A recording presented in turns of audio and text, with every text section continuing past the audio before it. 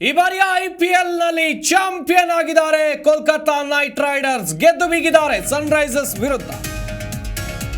Kolkata Knight Riders IPL champion. Hyderabad ಅನ್ನ ಬಗ್ಗು ಬಡಿದಿದೆ Kolkata Knight Riders ತಂಡ. IPL final ಪಂದ್ಯದಲ್ಲಿ ಹೈದರಾಬಾದ್ ವಿರುದ್ಧ ಜಯ. ಕಳಪೆ ಪ್ರದರ್ಶನ, ತುಂಬಾ ಕಳಪೆ ಪ್ರದರ್ಶನವನ್ನ ಹೈದರಾಬಾದ್ ತಂಡ ಇವತ್ತು ನೀಡಿತು. ದೊಡ್ಡ ದೊಡ್ಡ ಹಿಟ್ಟರ್ ಇದ್ದಾರೆ, ರೆಕಾರ್ಡ್ಗಳನ್ನ ಬ್ರೇಕ್ ಮಾಡಿಕೊಂಡು ಬಂದಂತ ತಂಡ. ಆದ್ರೆ ಫೈನಲ್ ನಲ್ಲಿ ಆಡೋದು ಹಿಂಗ, ತುಂಬಾ ಕಳಪೆ ಪ್ರದರ್ಶನವನ್ನ ಕೊಟ್ಟರು. ಆದ್ರೆ ಇಲ್ಲಿ ಅವರು ಕೊಟ್ಟಂತ ಟಾರ್ಗೆಟ್ 113. SRH ಅವರು ಬಾರಿಸಿದ್ದು 18 ಓವರ್ಗಳಲ್ಲಿ 10 ಓವರ್ಗಳಲ್ಲಿ ಫಿನಿಶ್ ಮಾಡಾಕಿದ್ದಾರೆ. KKRನವರು 114 ರನ್ ಅನ್ನ ಬಾರಿಸಿದ್ದಾರೆ, 2 ವಿಕೆಟ್ ನಷ್ಟಕ್ಕೆ. ಗಮನಿಸ್ತಾ ಹೋಗೋದಾದ್ರೆ ಅದ್ಭುತ ಆರಂಭ ಸಿಕ್ತು KKR ತಂಡಕ್ಕೆ. ಪ್ರಮುಖವಾಗಿ ಇಲ್ಲಿ ಗುರ್ಬಾಜ್ 39 ರನ್ ಅನ್ನ ಬಾರಿಸಿದ್ರೆ, ಸುನಿಲ್ ನರೇನ್ ಮ್ಯಾಚ್ ಅನ್ನು ಫಿನಿಶ್ ಮಾಡೇ ಬಿಡ್ತಾರಾ ಅಂತ ಅನ್ಕೊಂಡಿದ್ರು ಎಲ್ಲರೂ. ಆದರೆ ಔಟ್ ಆದ್ರು ಬೇಗ. ವೆಂಕಟೇಶ್ ಅಯ್ಯರ್ ಜವಾಬ್ದಾರಿಯುತ ಆಟವನ್ನು ಆಡಿದ್ರು. ಇಲ್ಲಿ ವಿನ್ನಿಂಗ್ ಶಾಟ್ ಅನ್ನು ಹೊಡೆದಿರೋದು ಶ್ರೇಯಸ್ ಅಯ್ಯರ್, ತಂಡದ ನಾಯಕ. 3 ಬಾಲಿಗೆ 6 ರನ್ನು.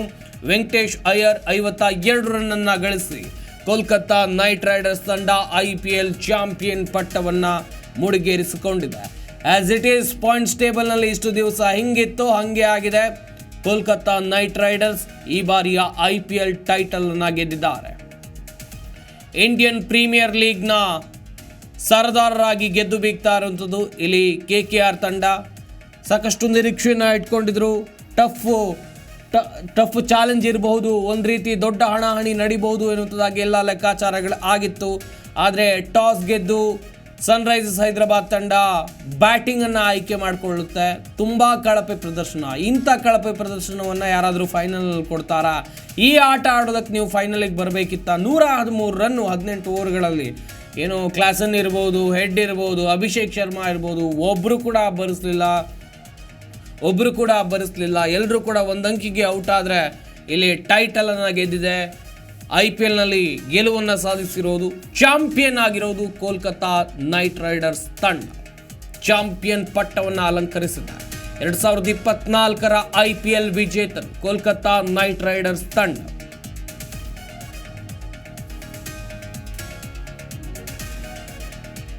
ನೋಡ್ತಾ ಹೋಗೋದಾದ್ರೆ Kolkata Knight Riders IPL champion ಆಗಿರೋದು.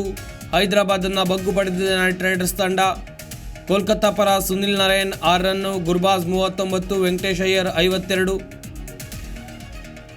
ಹೈದರಾಬಾದ್ ಪರ ಯಾರು ಕೂಡ 30ರ ಗಡಿ ದಾಟಲಿಲ್ಲ, 30 ರನ್ನನ್ನು ಬಾರಿಸಲಿಲ್ಲ. ಹೈದರಾಬಾದ್ ಪರ ಅಭಿಷೇಕ್ ಶರ್ಮಾ 2 ರನ್ನು, ಟ್ರಾವಿಸ್ ಹೆಡ್ 0 ಸುತ್ತಿದ್ರು. ಸಿಕ್ಕಾಪಟ್ಟೆ ನಿರೀಕ್ಷೆ ಇತ್ತು ಇವ್ರ ಮೇಲೆ. ರಾಹುಲ್ ತ್ರಿಪಾಠಿ 9 ರನ್ನು, ಆಡಮ್ ಆಕ್ರಮ್ 20 ರನ್ನು, ನಿತೀಶ್ ರೆಡ್ಡಿ 13 ರನ್ನು. ಕ್ಲಾಸೆನ್ ಅಬ್ಬರದ ಆಟವನ್ನು ಆಡ್ತಾರೆ ಅಂತ ಎಲ್ಲರೂ ಕೂಡ ಅಂದ್ಕೊಂಡಿದ್ರು. ಆದರೆ ಬಾರಿಸಿದ್ದು 16 ರನ್. ಮಾಹಿತಿಯನ್ನು ಕೊಡ್ತಾ ಹೋಗ್ತಾರೆ ನಮ್ಮ ಪ್ರತಿನಿಧಿ ಮಲ್ಲಿಕಾರ್ಜುನ್. ದೂರವಾಣಿ ಸಂಪರ್ಕದಲ್ಲಿ ಜಾಯ್ನ್ ಆಗ್ತಾ ಇದ್ದಾರೆ. ಮಲ್ಲಿಕಾರ್ಜುನ್, ಸಿಕ್ಕಾಪಟ್ಟೆ ಎಕ್ಸ್ಪೆಕ್ಟೇಷನ್ ಇತ್ತು, ಆದರೆ ಆ ನಿರೀಕ್ಷೆಗಳೆಲ್ಲವೂ ಕೂಡ ಹುಸಿಯಾಗಿದೆ. ಟಾಸ್ ಗೆದ್ದು ಇಂಥ ಕಳಪೆ ಪ್ರದರ್ಶನವನ್ನ ಕೊಡೋಕೆ ಸನ್ರೈಸರ್ಸ್ ಹೈದರಾಬಾದ್ ತಂಡ ಫೈನಲ್ಗೆ ಬರಬೇಕಿತ್ತ ಪಾಟೀಲ್? ನಿಜ, ನಾವು ಬೆಳಗ್ಗೆ ಕೂಡ ಡಿಸ್ಕಷನ್ ಮಾಡಿದ್ವಿ. ಸನ್ರೈಸರ್ಸ್ ಎಷ್ಟೊಂದು ಎಂಟರ್ಟೈನ್ಮೆಂಟ್ ಕೊಟ್ಟಿದಾರೋ ಅಷ್ಟೇ ಕಳಪೆ ಪ್ರದರ್ಶನವನ್ನ ಈ ಒಂದು ಸೀಸನ್ ಅಲ್ಲಿ ಕೊಟ್ಟಿದ್ದಾರೆ. ಬಟ್ ಫೈನಲ್ ಅಲ್ಲಿ ಈ ರೀತಿಯಾಗಿ ಪ್ರದರ್ಶನ ಕೊಡ್ತಾರೆ ಅಂತ ನಾವು ಯಾರು ಕೂಡ ಅನ್ಕೊಂಡಿರ್ಲಿಲ್ಲ. ಫೈನಲ್ 1 ಸೈಡ್ ಮ್ಯಾಚ್ ಪೂರ್ತಿಯಾಗಿ SRH ಬ್ಯಾಟಿಂಗ್ ಕೊಲ್ಯಾಪ್ಸ್ ಮಾಡ್ಬಿಟ್ರು ಕೋಲ್ಕತ್ತಾದವರು. ಒಂದು ಲೆಕ್ಕಾಚಾರದಲ್ಲಿ 25 ಕೋಟಿ ರೂಪಾಯಿ ಕೊಟ್ಟು ಏನ್ ಮಿಚೆಲ್ ಸ್ಟಾರ್ಕ್ ನ ತಗೊಂಡಿದ್ರು, ಕಳೆದ ಒಂದು 4 ಪಂದ್ಯಗಳಲ್ಲಿ ಅವ್ರ ಆಟವನ್ನ ಪ್ರದರ್ಶನ ಮಾಡಿದ್ರು. ಪೈಸಾ ವಸೂಲ್. ನಾವೆಲ್ಲರೂ ಕೂಡ ಅನ್ಕೊಂಡಿದ್ವಿ 25 ಕೋಟಿ ಏನಕ್ಕೆ ತಗೊಂಡ್ರಪ್ಪ ಅಂತ ಹೇಳಿ. ಬಟ್ ಪೈಸಾ ವಸೂಲ್. ಆ ಒಬ್ಬ ಆಟಗಾರನೇ ಈ ಒಂದು ತಂಡದ ಗೆಲುವಿಗೆ ಸಾಕ್ಷಿ ಆದ್ರು ಅನ್ನೋದ್ರಲ್ಲಿ ಯಾವುದೇ ತಪ್ಪಿಲ್ಲ. ಪ್ರತಿಯೊಂದು ಪಂದ್ಯದಲ್ಲೂ ಕೂಡ ಅವರ ಕಾಂಟ್ರಿಬ್ಯೂಷನ್ ಕೊಡ್ತಾನೆ ಇದ್ದಾರೆ. ಆರಂಭದಿಂದನೂ ಕೂಡ ವಿಕೆಟ್ ನ ತೆಗೆದುಕೊಳ್ಳೋದಕ್ಕೆ ಆರಂಭ ಮಾಡಿದ್ರು. ಅಭಿಷೇಕ್ ಶರ್ಮಾ ಅವ್ರನ್ನ ವಿಕೆಟ್ ತಗೊಂಡ್ರು, ತ್ರಿಪಾಠಿ ಅವರ ಪ್ರಮುಖ ವಿಕೆಟ್ ನ ಅವರು ಕೂಡ ತೆಗೆದುಕೊಂಡ್ರು. ಬಾಲಿಂಗ್ ಅದ್ಭುತವಾಗಿ ಮೂಡಿ ಬಂತು. ಉಳಿದವರೆಲ್ಲರೂ ಕೂಡ ಸಾಥ್ ಕೊಟ್ರು. SRH ಇಷ್ಟರ ಮಟ್ಟಿಗೆ ಕಳಪೆ ಪ್ರದರ್ಶನ ಕೊಡುತ್ತೆ ಅಂತ ನಾವು ಕೂಡ ಅನ್ಕೊಂಡಿರ್ಲಿಲ್ಲ. ಘಟಾನುಘಟಿ ಬ್ಯಾಟ್ಸ್ಮನ್ ಗಳೆಲ್ಲ ನೆಲಕ್ಕೆ ಹಚ್ಚಿಬಿಟ್ರು. ಒಂದು ಲೆಕ್ಕಾಚಾರದಲ್ಲಿ ಅಭಿಷೇಕ್ ಶರ್ಮಾ ರನ್ ನೋಡಿಲಿಲ್ಲ. ಹೆಡ್ ಅಂತೂ ಈ ಒಂದು ಸೆಮಿಫೈನಲ್ ಅಥವಾ ಕಳೆದ ಒಂದು 4 ಪಂದ್ಯಗಳಲ್ಲಿ ಆ 0ಗೆ ಔಟ್ ಆಗೋದನ್ನ ರೂಢಿ ಮಾಡ್ಕೊಂಡ್ಬಿಟ್ರು ಅಂತ ಅನ್ಸುತ್ತೆ. ತ್ರಿಪಾಠಿ ಕೂಡ ರನ್ ಬರಲಿಲ್ಲ. ಕ್ಲಸನ್ ಬಗ್ಗೆ ತುಂಬಾ ಹೋಪ್ ಇತ್ತು, ಓಕೆ ಮಧ್ಯಮ ಕ್ರಮಾಂಕದಲ್ಲಿ ಕೈ ಹಿಡಿತಾರೆ ಅಂತ ಹೇಳಿ. ಬಟ್ ಅದು ಕೂಡ ಆಗ್ಲಿಲ್ಲ. ಬಟ್ ಇಲ್ಲಿ ಒಳ್ಳೆ ಬೌಲಿಂಗ್ ಅನ್ನ ಪ್ರದರ್ಶನ ಮಾಡಿದ್ದು ರಸೆಲ್, ಆಮೇಲೆ ಹರ್ಷಿತ್ ರಾಣಾ ಮತ್ತೆ ಸ್ಟಾರ್ಕ್. ನೋಡಿ, ಕಲ್ಕತ್ತಾದಲ್ಲಿ ಯಾವೊಬ್ಬ ಬೌಲರ್ಗಳು ಕೂಡ ಪ್ರತಿಯೊಬ್ಬ ಬೌಲರ್ಗಳಿಗೂ ಕೂಡ ವಿಕೆಟ್ ಬಿದ್ದಿದೆ. ಮತ್ತೆ ಇನ್ನು ಕೋಲ್ಕತ್ತಾ ಬ್ಯಾಟಿಂಗ್ ವಿಭಾಗಕ್ಕೆ ಬಂದ್ರೆ ಗುರ್ಬಾಜ್ ಮತ್ತೆ ವೆಂಕಟೇಶ್ ಅಯ್ಯರ್ ಅತ್ಯದ್ಭುತವಾದಂತ ಆಟವನ್ನ ಆಡಿದ್ರು. ಈಗ ಖಂಡಿತವಾಗ್ಲೂ ಒಂದು ಕಪ್ ಅಂದ್ರೆ ಭಾರತೀಯ ಕ್ಯಾಪ್ಟನ್ ಶ್ರೇಯಸ್ ಅಯ್ಯರ್ ಅವರ ಕೈಯಲ್ಲಿ ಆ ಒಂದು ಕಪ್ ನ ನೋಡೋದಕ್ಕೆ ಸಿಗತ್ತೆ. ಗೌತಮ್ ಗಂಭೀರ್ ಅವರ ಒಂದು ಏನು ಮುಂದಾಳತ್ವದಂತ ತಂಡ ಖಂಡಿತವಾಗ್ಲೂ ಈ ಬಾರಿ ಕಪ್ ಗೆದ್ದಿದೆ. ಬೋರಿಂಗ್ ಮ್ಯಾಚ್ ಇತ್ತು, ಪರವಾಗಿಲ್ಲ. ಬಟ್ ಈ ಒಂದು ಸೀರೀಸ್ ನ ನೋಡ್ಕೊಂಡ್ ಬಂದ್ರೆ 2024ರ IPL ದೊಡ್ಡ ಯಶಸ್ಸನ್ನ ಪಡೆದುಕೊಂಡಿದೆ.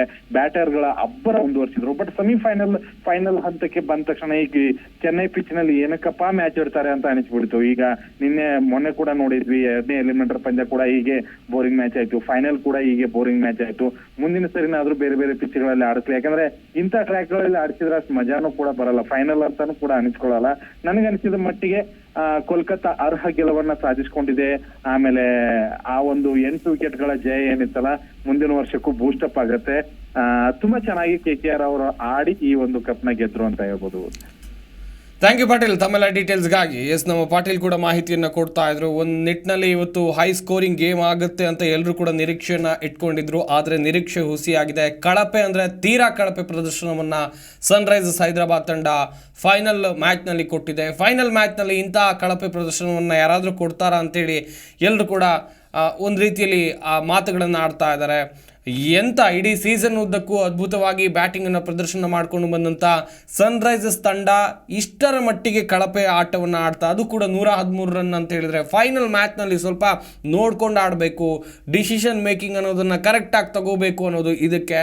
ಚೆನ್ನೈ ಪಿಚ್ನಲ್ಲಿ ಎಲ್ಲರೂ ಕೂಡ ಅಂದ್ಕೊಂಡಿದ್ರು ಸ್ಪಿನ್ ಪಿಚ್ ಇದು, ಆದರೆ ಟ್ರ್ಯಾಕನ್ನು ಚೇಂಜ್ ಮಾಡಿದರು, ಬ್ಯಾಟರ್ಗಳಿಗೆ ಸಹಾಯ ಆಗುವಂಥ ಪಿಚ್ಚನ್ನು ನಿರ್ಮಾಣ ಕೂಡ ಮಾಡಿದರು. ಆದರೆ ಇಂಥ ಪಿಚ್ನಲ್ಲಿ ಸನ್ರೈಸರ್ಸ್ ಹೈದರಾಬಾದ್ ಮುಗ್ಗರಿಸಿದೆ.